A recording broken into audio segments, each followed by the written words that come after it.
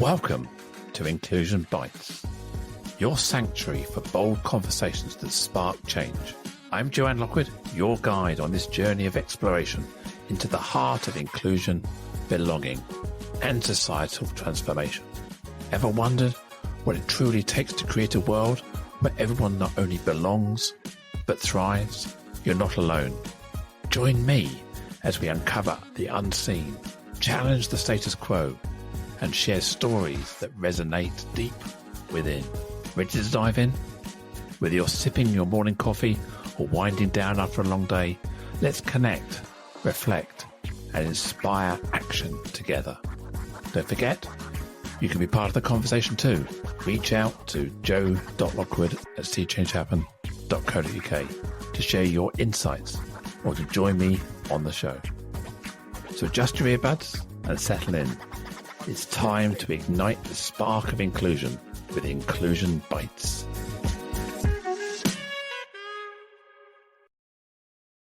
And today is episode 172 with the title, Telling Untold Stories.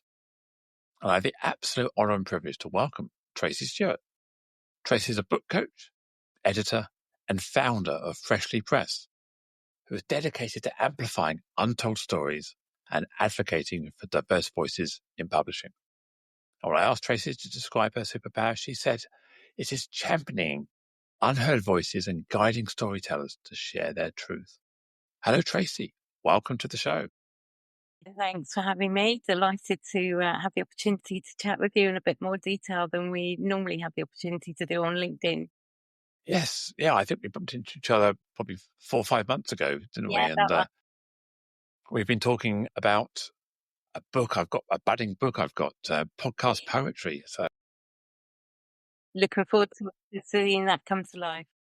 Yeah, well, you will be featured probably in volume 2. So yeah, I'm looking forward to that as well. Excellent. So whereabouts in the country are you right now? Well, I'm actually in France because although I'm France? British, I live in France. Yeah, live in Normandy. Wow. Still got the same daylight out the window, so I would have never known. So yeah. No, I know. I think you're probably the first guest in the 172 episodes that has actually been based in France. Wow. Well, there you They go. are. Always You're a like to be first. first somewhere. Yeah. So Tracy, one of the reasons we started talking originally was, we talk about this guiding storytellers to tell their truth. And I think from the first moment we had a conversation, you talked about the publishing industry as a whole, the lack of diversity that's there, and the usual suspects get in, if you like. Yeah. So what started this? What ignited your passion to help untold authors, if you like, untold people tell their stories? Well, I guess about 10 years ago, which is when I moved over to France, I'd stopped working, doing my old job in the city. I'd had a very traditional career. And I had the opportunity to go and work with a small publishing house, independent publishing house remotely, supporting authors. From that, I ended up building a business, which I started with 2 other women. And we were really wanting to focus on giving authors who never usually have the opportunity to get their books in front of large audiences to be able to get publishing opportunities or to promote their books better, differently, all of those things. And it really stemmed from the fact that the books we were looking at and publishing originally were all largely, traditional, middle class, white, not terribly reflective of society, and certainly not telling stories that we were experiencing in everyday life and needed to be told, needed to be amplified. So that was really the cause, was looking at, I've been a book buyer all my life, but looking at it from the other perspective made me realize just how many stories effectively don't make the cut with publishers because they're often not brave enough to take on stories that are different. I presume there's also the imposter syndrome of many people would have. Me, an author, no, really, no one's going to be interested in what I have to say. So you must find that the barrier there is, one, getting someone to actually have their story and want to do something with it. And secondly, getting someone who's prepared to publish that. Yeah, and there are several steps in between and after. Very often, imposter syndrome is a huge barrier. People wanting to write, they know they've got a good story, they want to be able to get it out into the world, but they go through that. Who am I to tell my story? Or they might start to write it and then not know where to go with it. Because all books have a certain flow. We might not realize it, but as humans, we like to have stories told in certain flows, in certain ways, to reach peaks and troughs at different times. And so when you're an inexperienced writer, when you're trying to get your story down, it's very difficult to know what that pathway is initially. But equally, then being able to have the confidence to approach agents or to approach publishers.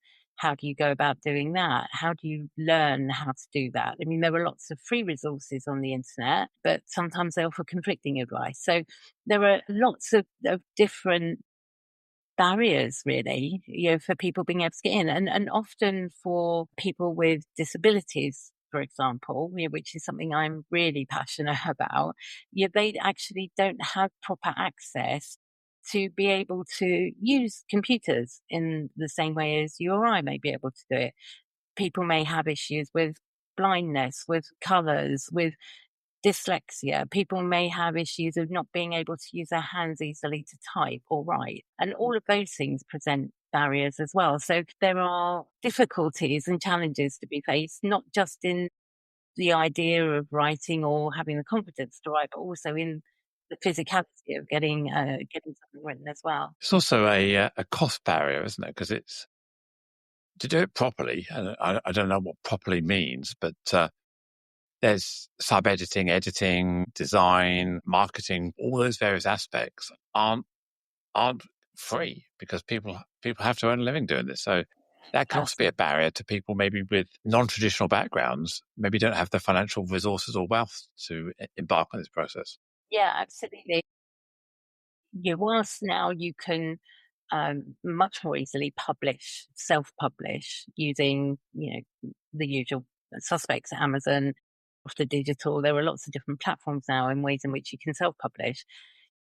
If you self-publish something that hasn't had the right attention beforehand, as you rightly point out, the editing process, the cover, the fact that the layout is done correctly, all of those things, then actually when you present that to market, although it costs you nothing to put it onto Amazon, you're actually providing a product that is not fit for purpose, is not fit for market, and in some ways isn't respectful of the reader, the buying public. So yeah, the cost is definitely an issue as well, because everybody in the chain, and I'll call it a chain because it is, everybody in that chain has to earn a living somehow, and ultimately the writer wants to earn an income, if not a living, from the books that they're writing.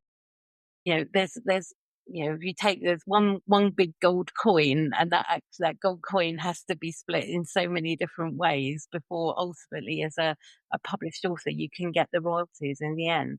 So it's not an easy process to navigate. I'm just thinking about my own authorial, if that's a word, ambitions. I'm kind of a pragmatist because I know many people who've published books, or even I know people who've published tens of books, and some of them have achieved what we call best-selling author, a genuine Sunday Times, someone who is credibly a best-selling author rather than a screenshot of an Amazon page on day 3 after their launch. It's not easy to become celebrated as an author, is it?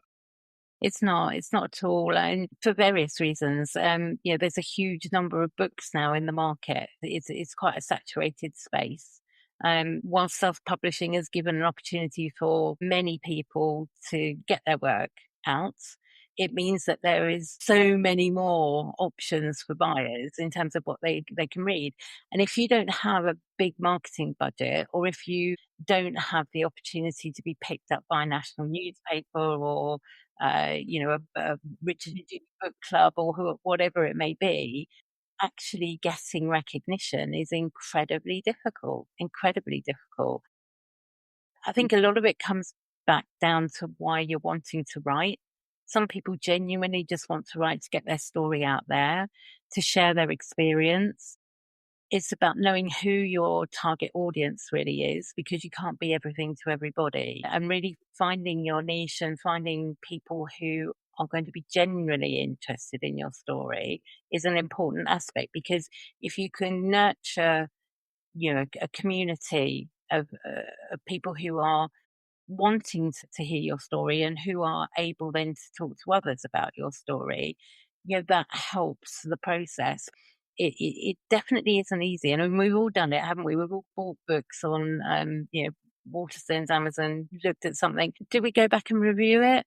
Very often not, because, inherently we're often quite lazy about doing things like that. And one thing that readers really can do to support authors is to review a book they've written, because unfortunately the algorithm on social media, on all the big platforms, big publishing platforms, they only work on the basis of somebody having a review or having a rating against their book. So one of the things I always try and encourage anyone who reads a book to do is actually go in and take the trouble to enjoy it and review it. And as you're thinking there, I'm thinking, because my publishing ambition is kind of very vocational, very around what I do, what I talk about. So it's more a business outcome or associated with business. But there's also, I guess, there's people who aren't having their voice heard, who are novelists, who are science fiction writers, who are maybe even comic writers or whatever it may be. Yeah, and this is one of the things that is a huge challenge for the industry, but a huge frustration for writers, is that particularly those with disabilities are probably the ones that are left behind in the culture of publishers and agents trying to bring wider representation and diversity in publishing. LGBTQ plus, the writers of colour, they have tended to have more opportunity. They still don't have enough, but they had more opportunity than writers who have disabilities. One of the clients I've worked with for several years, she has been writing fiction and poetry practically all her life. She's received awards for it. She's won a Hemingway Prize and was included in the Hemingway anthology. And yet her novels, because they include disabled protagonists, are not being picked up. But you're getting lots of comments back about the quality of the writing, how wonderful and interesting the storylines are. But we have yet to find a publisher brave enough to take on a story with a disabled character as the principal character in the book. And it's, it is a challenge, a real challenge for many writers, and across all different types of disability and all different types of challenges that people face.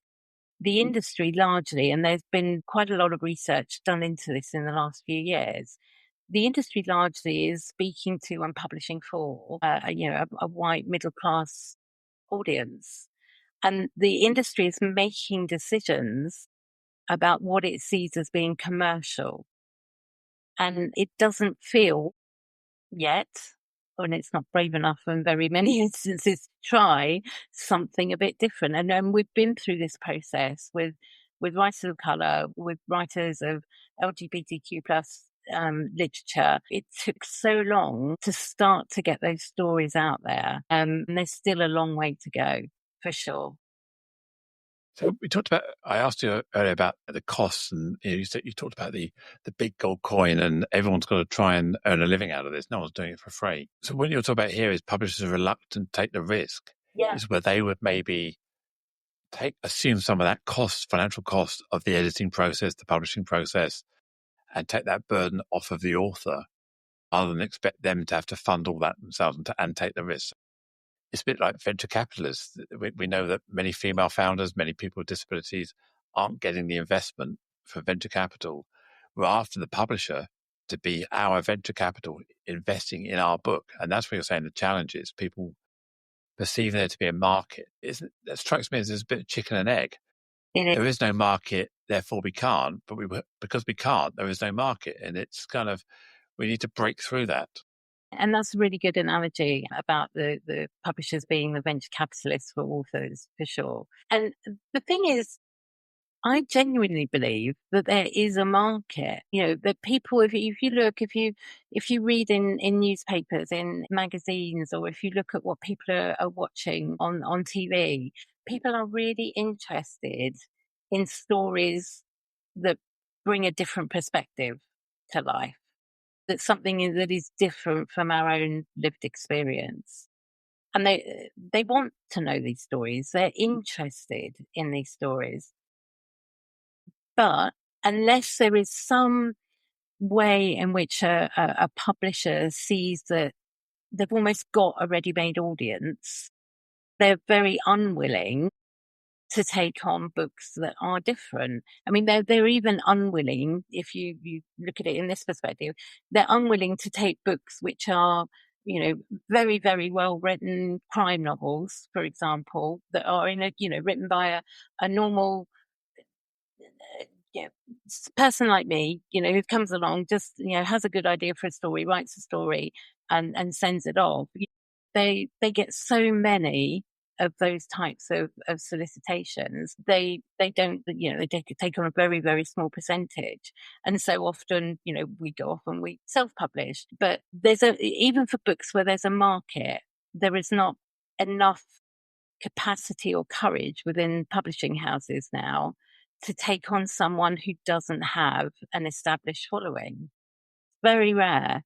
So, as an author, particularly as an author with, a form of disability or from an underrepresented part of the community, they've also got to work on building their audience before they even get to the stage of presenting their work to an agent or publisher. Because they want agents, publishers, they all want some form of, partial guarantee, if you like, that there are people out there already wanting to buy this book. And that's the difficulty. That's the challenge. Yeah, I've spoken to, I suppose you would call them book coaches, which not too dissimilar to yourself. And I've been quoted between 10 and 20,000 for, depending on how light touch, guided, toward, how much I want them involved in the process. And that's just to get the book to a publisher, not actually to do the publishing and then do the marketing and the branding and all that kind of stuff. So it's probably, I don't know, I'm just guessing off the top of my head. Let's pick a number, £30,000 to get from A to B. And each book doesn't make that much money, does it? There's not a huge amount of money in books. No, there's not. There isn't. There really isn't a huge amount of money in books. There are ways in which you can earn a living, but it's very rare that it's purely from the books you've written. You tend to have, as a writer, you often have a sort of portfolio career. So you'll do some commercial writing. You might be journalist part, you might also be content writing or copywriting in those types of situations. So it's very rare that someone earns solely from the books that they've written. It can happen, if a series gets optioned and gets put to market through Netflix or Apple TV or something like that. But purely from writing a book, no, it's a challenge. And this is where one of the things that I always looked to do with Tracy Press was find a way to be affordable, because nobody I know has 30 grand sitting in their back pocket to use that, picked out the air sum to even get a book ready to go to an agent or publisher. It's just not practical. Yeah, and there are other ways that you can support people to help them write. Memberships, there are writing hours, or writing groups. There are lots of different ways in which you can help. But ultimately, to package a book, to get it to market, whether that's to self-publish or to put it to an agent or an independent publisher, there is a certain amount of polishing that has to be done at the end to make it viable. And publishers also they don't have the wherewithal that they used to have to do a lot of the editing. The big publishing houses, if you're one of their bigger authors, then they'll have an editor and, it'll look something like we all thought the traditional model of publishing does and should look like. But there are an awful lot of people who, even if they publish with Penguin, Random House, they have that little logo on the side of their book, but what they don't have is a huge lot of support around that book, particularly once it's published, because marketing budgets are really small. Yeah, it's the best route to self-publish and then hope that gives you a kind of a CV, if you like, to go to a publishing house with. Is it better to do one yourself, or is it better to say, let's not come out early. Let's go straight for publishing house, because if I come out badly, then I'm going to be judged on that first piece of work. What's the guidance?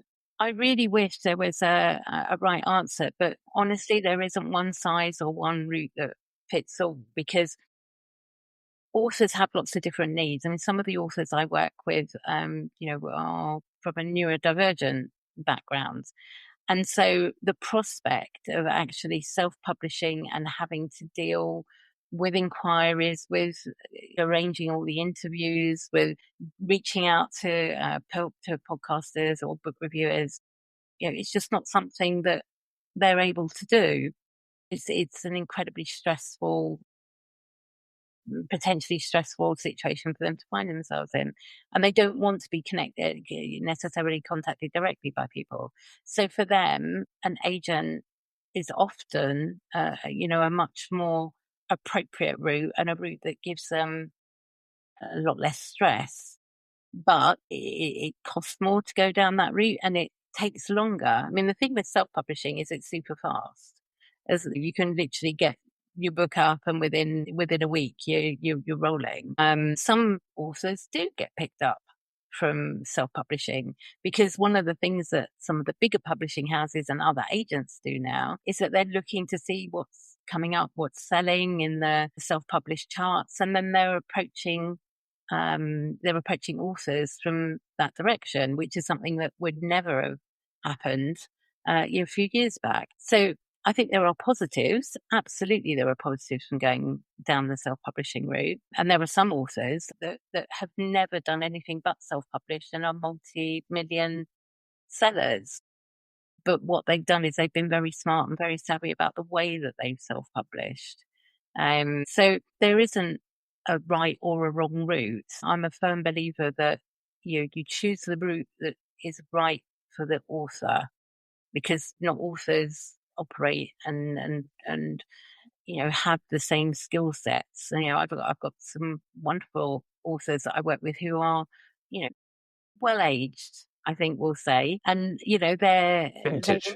skills, they're vintage, absolutely, and they write cracking books, but their skills in dealing with all the minutiae of self-publishing and marketing side of things, that's not their bag. They just want to write.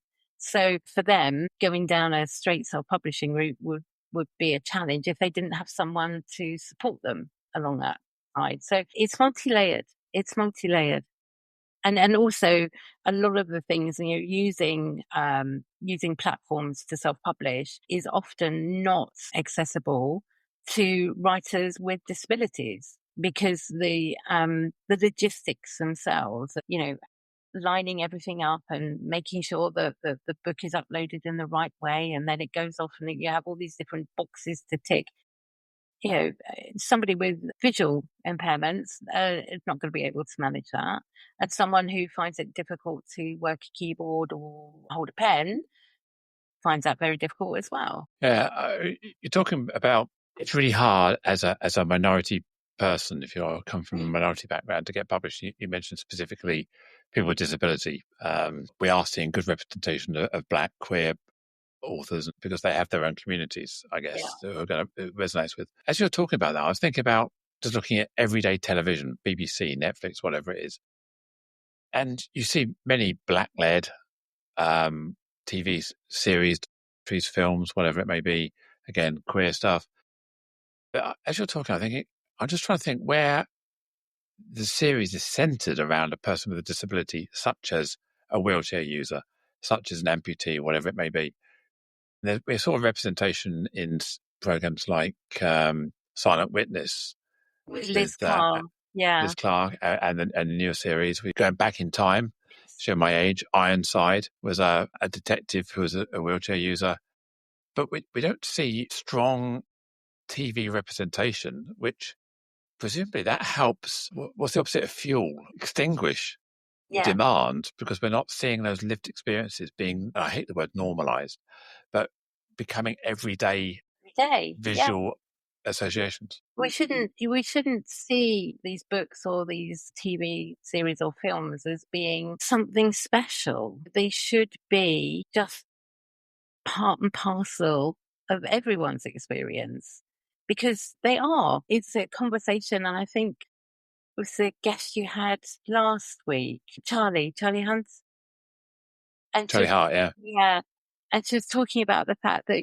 having labels, being ADHD or being autistic and having high functioning, there are all the different variables of that, make it often so that people are being pigeonholed rather than being made, to just be accepted for who and what they are, members of civilization, human race, and society.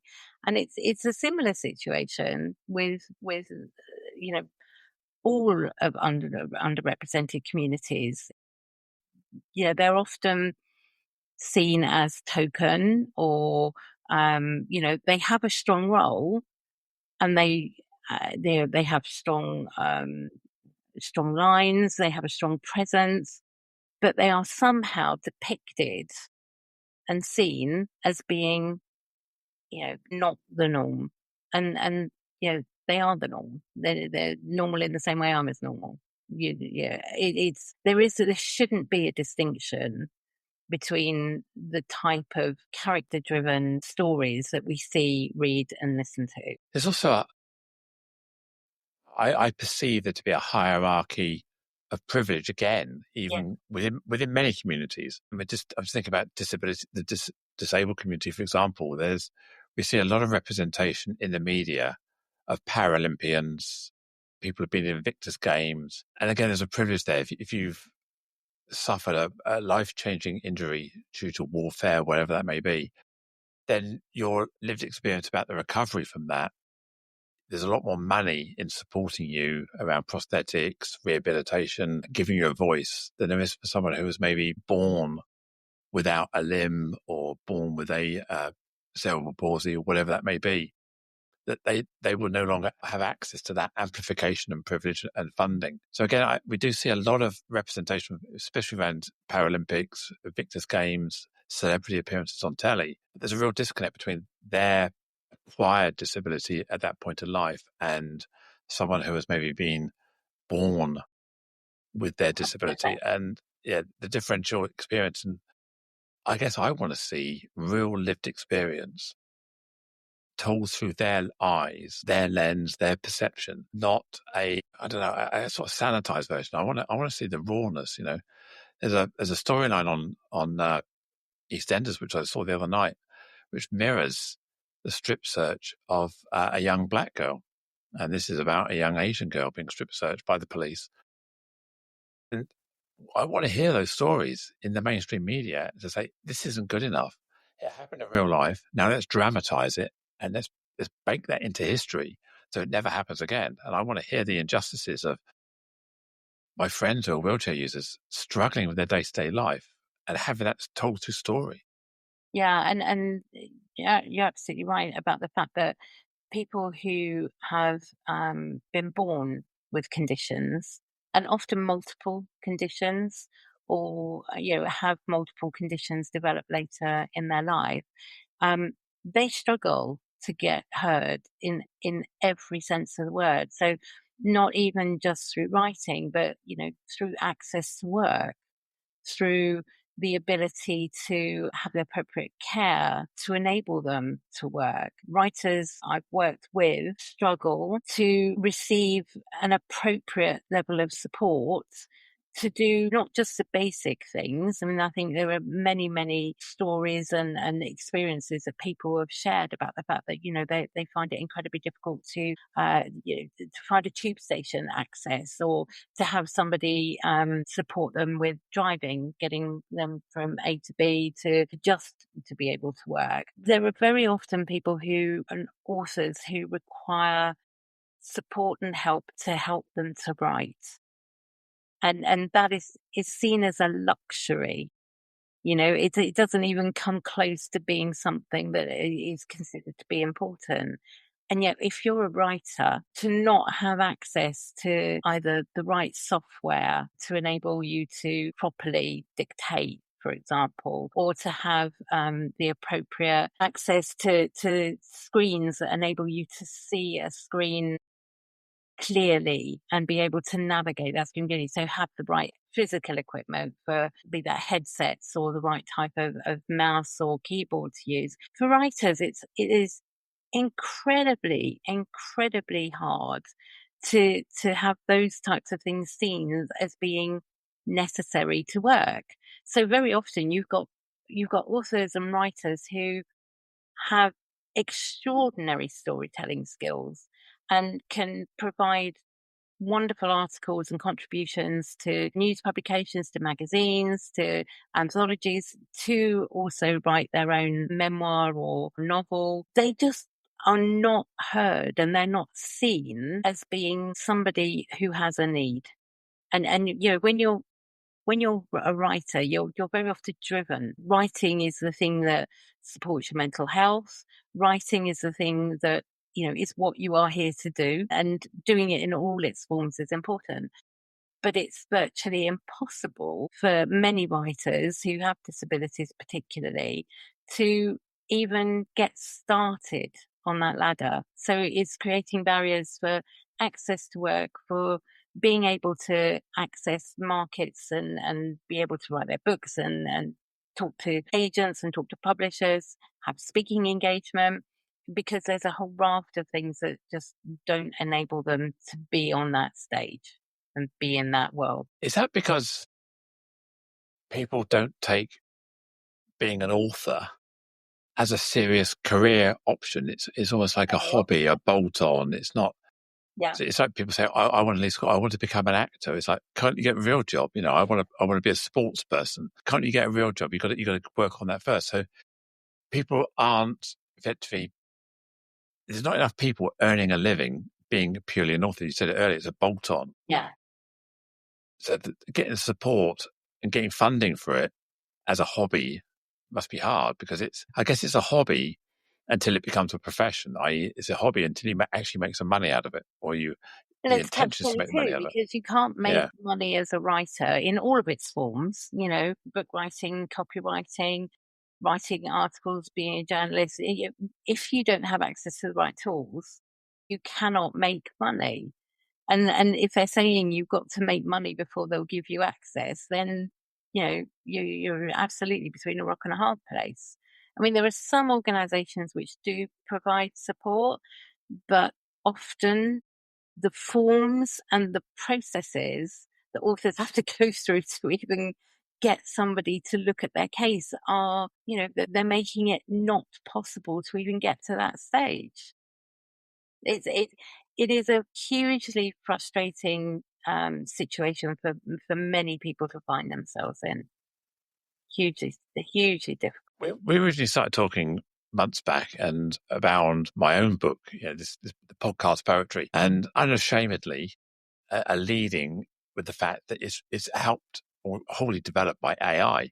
So I'm taking the podcast that you're listening to now, feeding it through some AI technology with my own scripts and my own customization to create poetry from that episode, and help me generate some of the other parts of the book, the notes around the episode and everything else. With AI becoming ubiquitous, becoming everyday on people's phones, in their pocket, once you have something in your pocket on your phone, it becomes the norm. Our kids today are going through school with AI, and I've been at conferences over the last few weeks, and there's a real emphasis now on how business can leverage AI. It's going from horse and cart to the petrol vehicle, from log tables to slide rules to calculators. We're in that kind of quantum acceleration now. This is going to change, the world of copywriting, marketing. People are now competing with technology. So how can the writing industry, wherever aspect, author, copywriter, sub-editor, editor, how can you embrace the reality of the future? It's again one of those questions where there's so many facets to the answer. It can be incredibly helpful. It can make things happen faster. It can produce ideas. It can help you structure a piece in a more more logical manner. There are lots of different ways in which AI can support doing your job better.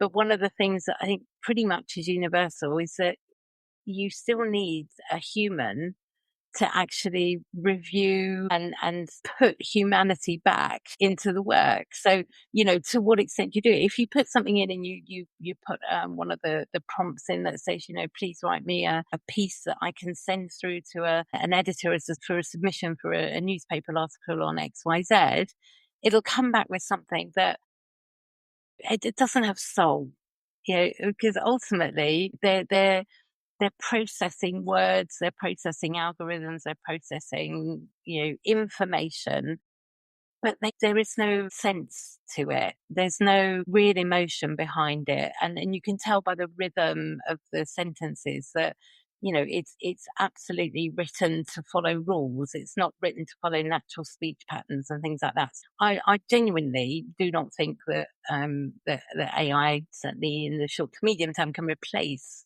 a lot of the work we do. But the challenge is that there are organizations like Meta currently who are using published work that has copyright in the front of the book to feed into their AI systems and train AI to become more human, because it's picking up patterns of speech that are an essential part to any novel, for example, that's written. And this is one of the things that we're facing at the moment in the Society of Authors and the Good Law Project are all looking at ways in which we can do that, because all of these books have been published with the copyright completely held in the appropriate words and format. And still, these are being fed into AI to train AI. So, there are certain things that I use AI for to help me in my day-to-day work, but I absolutely cannot stand behind a system that supports effectively stealing work that others have done to train AI to do that. So I may or may not have answered your question that you fundamentally asked, but I think that there are lots of different aspects to it. And actually, there are things that AI can help disabled authors do. Well, dictation is a form of AI, and that's something that's incredibly enabling. But, that doesn't give systems the right to take work, and it doesn't give us the right to present fully AI generated work as something that is not. You're very open with the work that you're talking about with your book, that you have used AI to help you generate and explore themes from the episodes.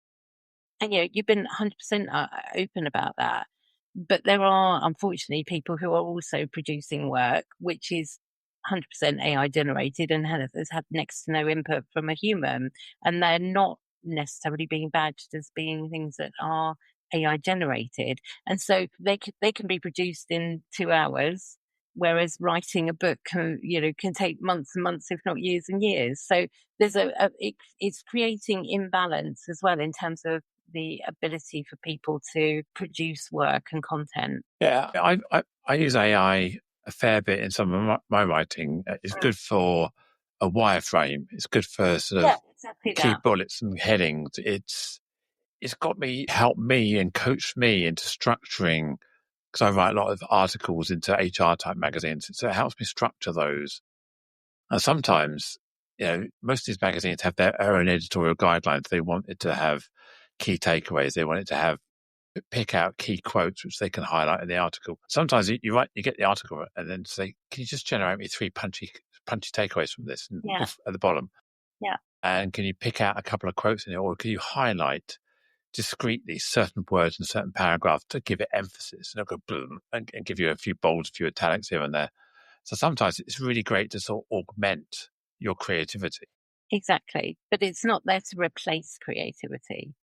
And fundamentally it can't, because as a human, when we read something as AI generated, you know, by and large, because it's not following those rhythms of speech, or it's got, it's too correct in the way that it's written. And then we see that. We can't necessarily always name what we're feeling, but it's a sensation because it's something that is so embedded in human culture. Storytelling has a rhythm, storytelling has a soul, storytelling has a way of touching us when we read it. And we don't know the why and how of all of that, but what we do is sense it. It's interesting. I picked up on the word you said there, soul. And I've used that word before around AI. And, you think about some famous Android TV characters, Commander Data, people like that they lacked humanity, they lacked humor, they lacked a soul. And that was what in Star Trek Data always wanted. He wanted to be able to laugh. He wanted to be able to understand a joke or find the irony of something, rather than an algorithm telling him that it was funny. So, yeah, and I'm the same. I've done a lot of judging on award ceremonies and categories and things. And the last couple of years, I've noticed that you read it and go, there's no soul in this. There's no oomph. There's no humanity. It's just facts or information that's been put out there. I think, where's the oomph? And this is where, when we've got so many underrepresented communities and voices that are missing from bookshelves in bookshops and libraries and from online platforms, there is a void that needs filling to enrich life, to enrich our experience of how others have experienced life. These stories, they really do touch you. I use the word soul a lot because I genuinely believe, that we are, when we're reading something, we are looking for connection. And that connection doesn't have to be something that we know. We can be touched and connected with something we had no idea about, no experience of. And that's the power. For me, that's the power of being able to get more of these untold stories out into the world, is to enrich all of our lives. Yeah, and I was talking to you earlier about my father's eulogy, which I delivered at his funeral a few weeks ago. And I took his eulogy and blended it with a poem by a famous poet who often is quoted in eulogies, Mary Elizabeth Fry. I took his eulogy and asked AI to blend it with his poem, and it came up with something really beautiful, completely relevant to my father. A lot of that, if you read it, well, I don't upsell my own ability here, but delivering it, something that's written by AI, you can put that emphasis, you can put the soul into the words through the way you deliver, the pace, the tone, the modality of what you're doing. Whereas if it's written on paper, words are going to work harder when they're written than when they're told, haven't they? Yeah, very much so, very much so. And this is where I think, particularly with fiction, being able to read fiction that's written by a person of colour, or by someone in the LGBTQ plus community, or by someone with a disability, there is no one that has a better authority to write that in a manner that is relatable and encourages that curiosity to know more than someone whose lived experience that is. Having someone who is not gay write a gay character will not deliver the same result. I mean, you can use sensibility readers, and this applies to all of the underrepresented communities. You can use sensibility readers, sensitivity readers, but at the end of the day, there's a nuance when we write.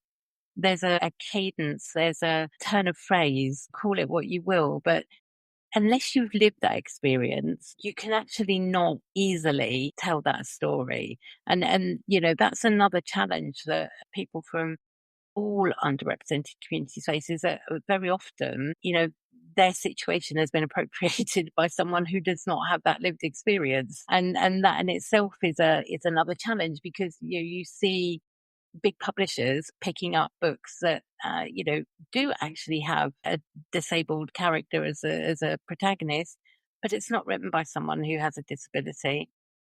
And is that right? Is that wrong? Even with someone having read it for sensitivity, why not publish someone who has had that experience and who can give much more depth to that story? I mentioned earlier, I've got a couple of friends who have physical disabilities. And I see stories in the news about horror story about a wheelchair user who was stuck on a train because there was nobody available at the platform to lower the ramp to help them off. People are trying to navigate London. The bus stops without a drop curb, or they can't get up and down the curb, or the people on the bus won't let them off. Or they tutton, get angry when they're trying to move their wheelchair, or there's a pushchair in the disabled space. There's all these stories. And we've all heard these, we've all seen them. But I travelled across London with my friend who has cerebral palsy in a powered wheelchair, on and off the buses, up and down curbs, across the town, into underground stations, having to navigate Victoria Tube Station with a wheelchair user, going into a pub, going into the conference room. And I didn't, obviously I don't have their lived experience, but I was able to have their experience by proxy because I was right next to them during this journey. And all the stories I see now have a relevance to my avatar of her, if you like, knowing that experience. So I experienced her story through her eyes in real time. And I think just hearing it in the news, it never lands that same way. You have to have that powerful story, don't you? And I think that's what you're saying there. Yeah, very much so. We even if we experience that alongside somebody, we're still not living it in their skin. Which is for me something that's hugely important. Is that these stories are told by the people who live them, and we can, as you say, live them by proxy to some degree. But it's still far from what it's like to live that. And when we're living it by proxy, often it's for a short amount of time. And they are experiencing discrimination, or they're experiencing, difficulty, as you say, even something as simple as going up and down a curb or going on the tube. They're experiencing that day in, day out, year on year on year. And we can't imagine what that's like. We can be more sensible and more sensitive to it, but we can't truly understand what that means. And so to be able to have a true representation of what that is, I think is hugely important. Hugely important. Yeah, because I think just we talk about putting the soul into the conversation, to the story that AI can't do. I actually put the soul into the story of their story by being with them, because they could tell me about this problem. They could tell me about what happened to them last night. They could tell me this, that, and the other. But what difference was, I could feel, and I think that's the word, feel their anger, feel their frustration, feel their disappointment, how upset they were, how uncaring that situation was through their eyes. So I was able to, as a human, feel from them. And even when they tell me the story of another instance, I haven't got that osmosis of feeling from them, have I? No, exactly. And there's no way we ever can, but the best chance we've got of really understanding somebody else's experience, or seeing. And I think this is one of the things that we often look at this as in a negative sense. But actually, the stories that I've read and the novels that are being written that are just not getting published, these are celebrating the fact that, that people are who they are, that they are gay, they are someone of color, they have a disability, but that's actually not the point of the story. It's how these characters are developed and how these characters go through life, and how they interact, and the experiences that they have. Putting them comes back, I think, to one of the things we talked about early on, about this sort of normalization, if you will. And I don't actually like the word normalization, but actually making these part of everyday life. So if you're picking a crime novel up off the shelf, or if you're picking a love story up on the shelf, it actually doesn't matter, if the person is disabled, or if the person is transgender, or if the person is of an indigenous population. it's that experience through their eyes and their situation, and there's just not enough of that out there. It was interesting because the other day, and I think I spoke about this when I had a chat with Marie. We you can look in some of the big bookstores, and they'll have a set of bookshelves which are labelled up and badged LGBTQ plus, and they have it. It's kind of like, whoa, look at us! We've got a bookshelf for that. That's not integrating. That is not properly accepting. That's making it stand out and be different. And it's not, you could, yes, it makes it easier to find, but also it means that you lose a whole draft of audience, because there are a lot of people who won't naturally gravitate to look in that little corner section where there are two bookcases filled with LGBTQ plus fiction. Mm. So how do you do it? You integrate it, you make it more the norm. You make it that you can look through a selection, and you pick out the author and the storyline. You're not going there solely for something that's written in that manner. There isn't a right or wrong answer, because equally there have been so many years where there were no books published at all that actually represented certain communities. That it's important that we are able to see that there are now, but getting that balance right, I think it's kind of swung quite a long way the other way now, that it's sort of being trumpeted as being, this is us being inclusive, this is us being diverse. And it's like, you can do it without the trumpet.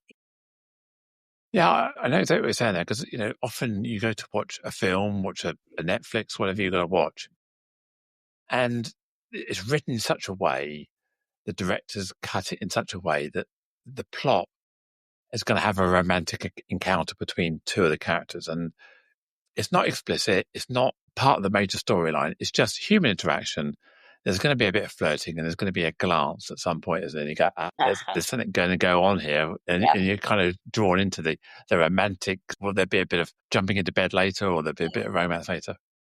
And it's really powerful when that is not a traditional heterosexual couple having that moment. You go, well, does she look at her? Yeah. So it's going to, I'm looking, and you get drawn into it. And it's not the big purpose of the story. It's that incidental storyline on the side from a queer lens. And you don't want that to be on a queer shelf. You want it to be on the mainstream shelf. It just so happens the relationship that's evolved is not a heterosexual based relationship or a cisgender relationship. So, and I think it was an episode of one of these Korean, Alice in Borderlands, I think it was, one of these Korean type shows. And halfway through the second series, there was this fight scene, and everyone said, "Wow, go girl! Wow, you're amazing." He said, "That's my transgender superpower for you." And it's like, well, of course she's transgender. It didn't matter. It was just suddenly it became a superpower that made her a great kickboxer halfway through the film. It was like, so that subtle discovery doesn't have to center the character on that. No, It's part of it. And I think Star Trek had a same-sex couple, two men were having a relationship on there, but in the same way that another character flirted with another character. It was just again, going back to that word normalize, we shouldn't be normalizing. it shouldn't draw attention to it. No, exactly. And I think that's across all genres, to be honest, of writing. It's just important to almost, I think back to sort of Avatar, and you've got these blue human, or non-human, whatever, however you interpret it, and we're able to accept that, without thinking twice. And yet, if there's a film which is based around, as you say, a full-blown queer relationship, or is focused around a character with disability, then often they'll look at it and they'll, it's like, oh, I feel a bit uncomfortable with that. I mean, you going back to the point you made about the when someone has lost their leg, perhaps through war, through disease or illness, and I think about the character in Strike, Robert Galbraith's storyline, and that how that is portrayed is something that it became an important part of the storyline. For some people, it made them feel uncomfortable, and it was interesting how it was portrayed in the series when, there were often occasions where the prosthesis would be on show in some way, shape or form, He took it off once, didn't he? Or put it back on or something. Yeah. Back on. And, you look at it and just think, and I remember distinctly, somebody talking about it afterwards and saying, "Oh, well, I don't think that was really necessary." And it's like, well, hold on a second. This is someone's life. They weren't making. I mean, he didn't have all of the rah rah rah stuff that we were talking about with with things that surround Paralympians, and absolutely they should be celebrated. But there's a much bigger, broader community of people who are impacted because of disability or because they are different in some way, shape or form, perceived to be. They're not getting the support. Their voices aren't getting heard. And that's something that needs to change. I mean, it's changed a little, but it's definitely not changed enough, and not by any way, shape or form. So if you're listening to this podcast right now, I mean, let me ask a question on behalf of a listener. How can someone who feels that they've got a story, whether that's fiction, non-fiction, business, whatever it may be, but they've got a story to tell, how should they go about it? A, overcome their imposter syndrome. B, where do they start? And C, where do they head? And overcoming imposter syndrome is sadly something that if you're a writer, you pretty much have to learn to live with, because it comes in waves. You'll write something brilliant one day and you'll write something the following day that you look at and you think, why do I even think I can write? And it's sort of having that toolbox of being able to work through it, to write through it. I always say when someone's writing the first draft of anything, we call it the shitty first draft, because that's what it is, or it's a vomit draft. I mean, you can call it whatever you like, but essentially the first time when you're writing is just you telling yourself a story. It truly is just you telling yourself a story, because there's so much of our experiences, of our ideas, and it doesn't matter actually whether it's memoir fiction or whether it's a business book. What you're trying to do is you're trying to get everything that's in your head down onto the page about that particular subject, and it won't come out in the right order. It's impossible for it to come out in the right order, because some ideas are just more bullish than others. They'll be the ones that come to the fore. But I would say just keep writing, just write. You don't have to share it with anyone at this point, but until you've got out all your thoughts and you've got your ideas, and things will spark, you'll write something down, and the next day you'll suddenly think, I hadn't thought about it like that. So the next day you'll write something that you hadn't anticipated writing at all. Just write. Just get that as much as you can out of your head. And what that does is it opens up space in the brain to then look at what you've written and form it in a way that it can't when it's just all stuck in your head. So we always say, if you think you've got a story to write, the very best thing you can do is actually get it down on paper, whether that's, dictating it using a software program, or whether it's writing by hand. Just get it out of your head and onto the page. Once you've got something onto the page, you'll look at it and by and large you'll go, no clue what to do with it now. No, it kind of, you may even feel that it looks all right, but actually, when you look at it and you read it, it's not necessarily coherent, or it's got plot holes if it's a piece of fiction. And at that point, you can, if you're part of a little writing group, you can ask someone to take a read of it. If you want to have somebody professionally take a look at it, there are ways in which you can have someone literally just do a manuscript review. You can work with somebody, relatively low cost, who can help you format, if you like, that story and give you ways in which you can take it forward. And there are lots of different methods and approaches. But you cannot edit a blank page. It's a fundamental principle. Get it down and write it. And when you've got something written, really think about who it is you're writing for. When someone picks up your book, what experience do you want them to take away? Do you want them to feel entertained?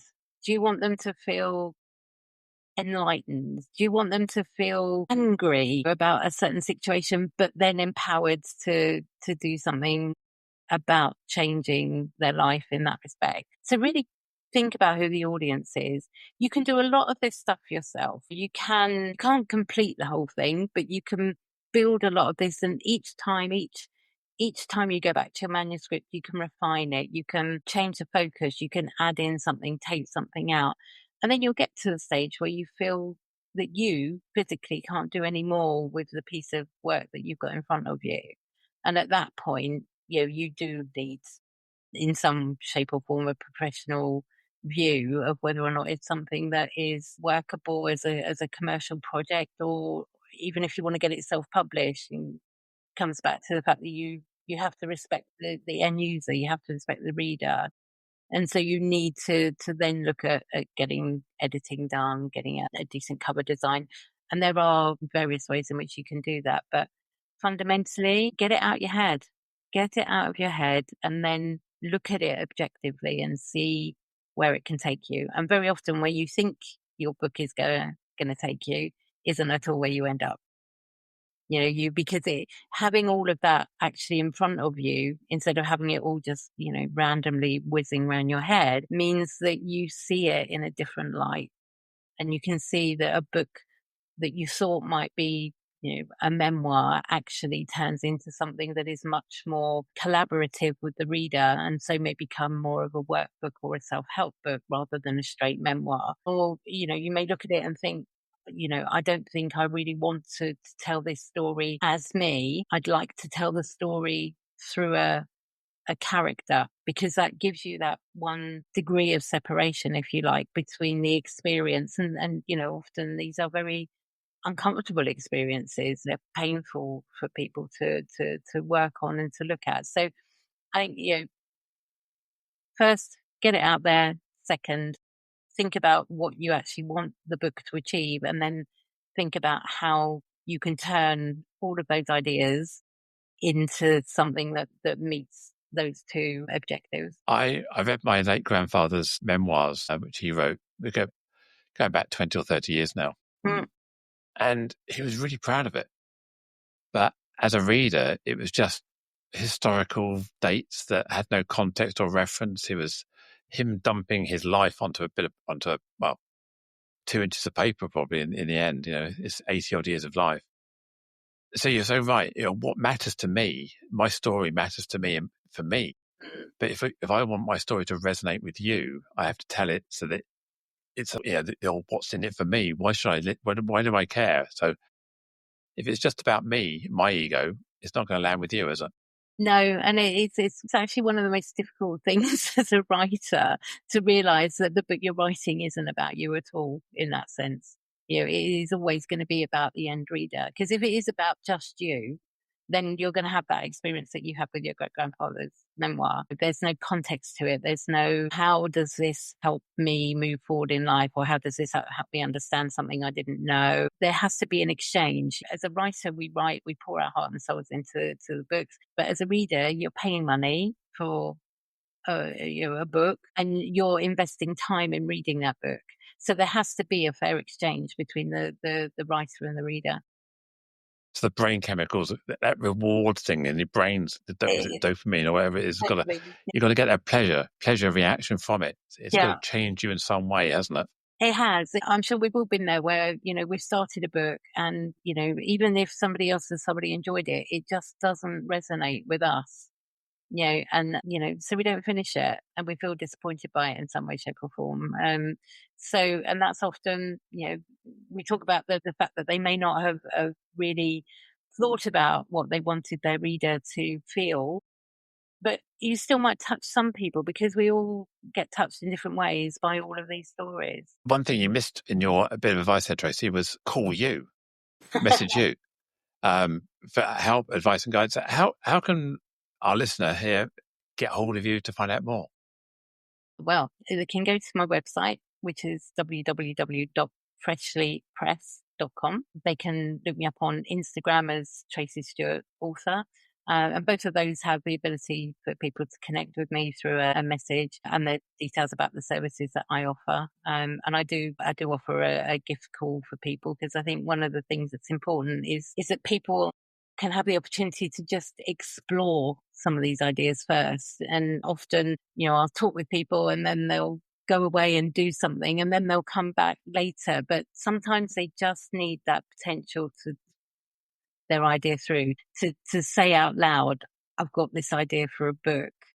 And it's hard to do that sometimes with friends or family who don't understand the industry or don't necessarily understand, what the type of book that is you're looking to achieve. So I always recommend just talk to a professional. There's lots of professionals who offer the opportunity to have that initial chat, and just sometimes articulating the fact that you want to write that book and get a little bit of direction can make all the difference between stepping over that threshold of imposter syndrome and actually getting the words down on the page. And I would say you've been extremely helpful, insightful in the conversation we've had about my own creation. So, and I would encourage anybody to reach out. You're very generous and very insightful. So it's been really helpful. So thank you.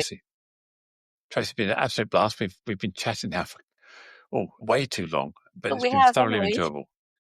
But no, thank you so much for your time again. I'm sure if you're listening to this, then people will get in contact with you as well, Tracy. So thank you so much. It's been a pleasure. Thanks for the opportunity. As we bring this conversation to a close, I want to express my deepest gratitude to you, our listener, for lending your ear and heart to the cause of inclusion. If today's discussion struck a chord, consider subscribing to Inclusion Bites and become part of our ever-growing community, driving real change. Share this journey with friends, family, and colleagues. Let's amplify the voices that matter. Got thoughts, stories, or a vision to share? I'm all ears. Reach out to joe.lockwood@seechangehappen.co.uk and let's make your voice heard. Until next time, this is Joanne Lockwood, signing off with a promise to return with more enriching narratives that challenge, inspire, and unite us all. Here's to fostering a more inclusive world, one episode at a time. Catch you on the next bite.